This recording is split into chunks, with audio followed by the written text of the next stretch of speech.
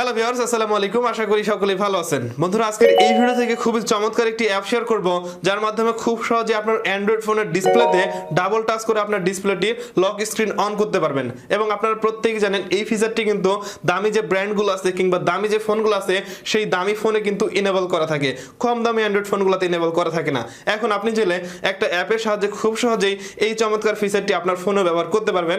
এতে করে আপনার লক বাটনটি বারবার প্রেস করতে হবে না, বা আপনার লক বাটনটি নষ্টের হাত থেকে আপনি সুরক্ষা রাখতে পারেন। ভিডিও শুরু করার আগে যে কথা না বললেন, আপনি যদি এখন পর্যন্ত আমার চ্যানেলটি সাবস্ক্রাইব না করে থাকেন তাহলে অবশ্যই সাবস্ক্রাইব করবেন এবং নোটিফিকেশন এখানে ক্লিক করেন পরবর্তী ভিডিওগুলো দেখার জন্য।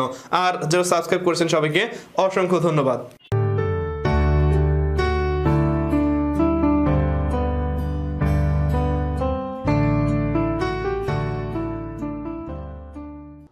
ওকে, সো বন্ধুরা দেখতে পাচ্ছেন এই মুহূর্তে আমাদের সামনে একটি ভাঙাচোরা মোবাইল ফোন। আর এই মোবাইল ফোনটি দিয়ে দেখাবো যেভাবে আপনারা ডিসপ্লের উপর ডাবল টাচ করে ডিসপ্লেতে আলো নিয়ে আসতে পারেন লক খোলার জন্য, আবার ডিসপ্লের উপর ডাবল টাচ করলে ডিসপ্লের স্ক্রিন অফ করতে পারেন। সো দেখতে পাচ্ছেন এখন যদি প্রথমে আমি আমার ফোনের সেন্সরের উপর একটি ক্লিক করি বা টাচ করি, তাহলে দেখতে পাচ্ছেন ফোনটি কিন্তু আলো ভেসে উঠলো। ঠিক একই রকমভাবে আবার যদি সেন্সরের উপর ক্লিক করি বা সেন্সরের উপর হাত স্পর্শ করি, তাহলে দেখতে পাচ্ছেন আবারও কিন্তু ফোনের ডিসপ্লেটি অফ হয়ে গেল। সো এখন আমি ফোনটি আনলক করে আবার ডিসপ্লের উপর ডাবল টাচ করে দেখাচ্ছি যেভাবে ডিসপ্লের উপর ডাবল টাচ করে ফোনটি অন অফ করা যায়। জাস্ট এখান থেকে আমি ফোনের প্যাটার্নটি খুলে নিব।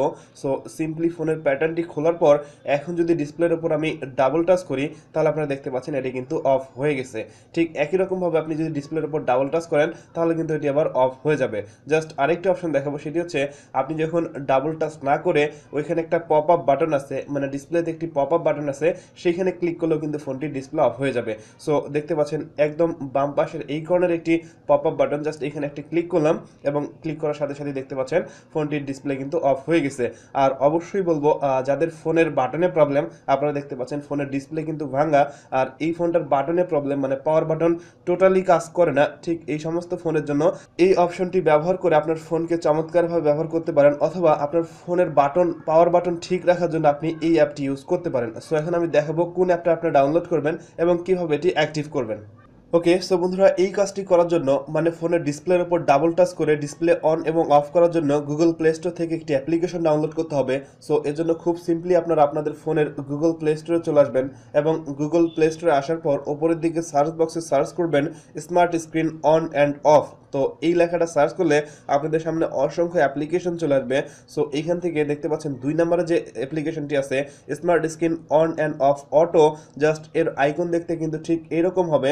সো এই অ্যাপটা আপনি ইনস্টল করে দেখতে পারেন। মোটামুটি এই অ্যাপটি আমার কাছে যথেষ্ট ভালো লেগেছে, বা এই অ্যাপটা যথেষ্ট ফাস্ট কাজ করে। জাস্ট সিম্পলি আমি 1.8 MBর এই অ্যাপটি ইনস্টল করে নিচ্ছি এবং অ্যাপটি ইনস্টল হয়ে গেলে দেখাবো যে আপনারা এই অ্যাপটি আপনাদের ফোনের জন্য অ্যাক্টিভ করতে পারেন। জাস্ট সিম্পলি আমরা একটু অপেক্ষা করব এবং অপেক্ষা করার পরে কিন্তু অ্যাপটি ডাউনলোড হয়ে যাবে। দেখতে পাচ্ছেন খুবই সিম্পল একটি অ্যাপ, মাত্র 1.08 মেগাবাইটের একটি অ্যাপ। জাস্ট অ্যাপটি ইনস্টল হচ্ছে এবং ইনস্টল হওয়া শেষে আমি আপনাদের দেখাবো যে আপনারা এই অ্যাপটি আপনাদের ফোনের জন্য অ্যাক্টিভেট করতে পারেন। সো দেখতে পাচ্ছেন অ্যাপটি কিন্তু ইনস্টল হয়ে গেল। এখন জাস্ট সিম্পলি আমি অ্যাপটি ওপেন করে নিচ্ছি এবং ওপেন করার পর দেখতে পাচ্ছেন এর ইন্টারফেস ঠিক এরকম হবে। সো প্রথমে আপনাদের একটি পারমিশন দিতে হবে, আর পারমিশন দেওয়ার জন্য জাস্ট এখান থেকে ওকেতে ক্লিক করবেন এবং ওকেতে ক্লিক করার সাথে সাথেই নিচের দিকে দেখতে পাচ্ছেন অ্যাক্টিভেট একটা অপশন চলে আসছে। আর ওপরের দিকে লক্ষ্য করলে দেখবেন এই অ্যাপটির নাম হচ্ছে smart screen off and on. So এটিকে আমরা অ্যাক্টিভ করার জন্য নিচের দিক থেকে সিম্পলি অ্যাক্টিভের উপর ক্লিক করতেছি, তাহলে কিন্তু এই অ্যাপটি অ্যাক্টিভেট হয়ে যাবে। জাস্ট ওকেতে ক্লিক করব। এখন এখানে আরও কিছু সেটিংস আছে, জাস্ট সেই বিষয়গুলো সিম্পলি আপনাদের দেখালে আপনারা খুব সহজেই বুঝতে পারবেন। সো প্রথমেই দেখতে পাচ্ছেন এখানে আমাদের এই সেটিংসটি কিন্তু ইনেবল হয়ে গেছে।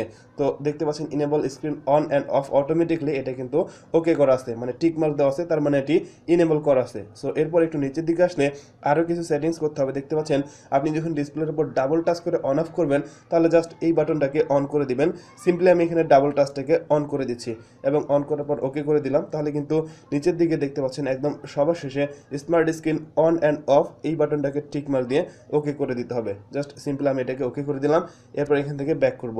ব্যাক করার পর এখানে অ্যাড আসতে পারে অ্যাক্টিভ সব, তাহলে কিন্তু আপনাদের ওখানে অ্যাড আসতে পারে, আর অ্যাড আসলে সিম্পলি একটা ক্রস করে দিবেন অথবা ব্যাক করে দিবেন। এরপর আরেকটু নিচের দিকে আসলে আপনারা আরেকটা সেটিংস করতে পারেন, সেটা হচ্ছে ডিসপ্লের ওপর একটি পপ আপ নিয়ে আসতে পারেন এবং সেটি নিয়ে আসলে ডিসপ্লের উপর ডাবল টাচ না করলে জাস্ট সিম্পলি একটা টাচ করলে কিন্তু আপনার ফোনের স্ক্রিনটি অফ হয়ে যাবে।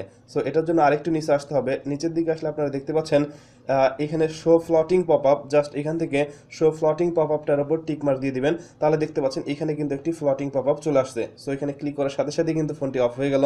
আবার যদি আমি ফোনের সেন্সরের উপর ক্লিক করি বা ডিসপ্লের উপর ডাবল টাচ করি তাহলে কিন্তু ফোনের আলো চলে আসলো। এখন আমি লকটি খুলে আবার কিন্তু ফোনে প্রবেশ করতে পারবো।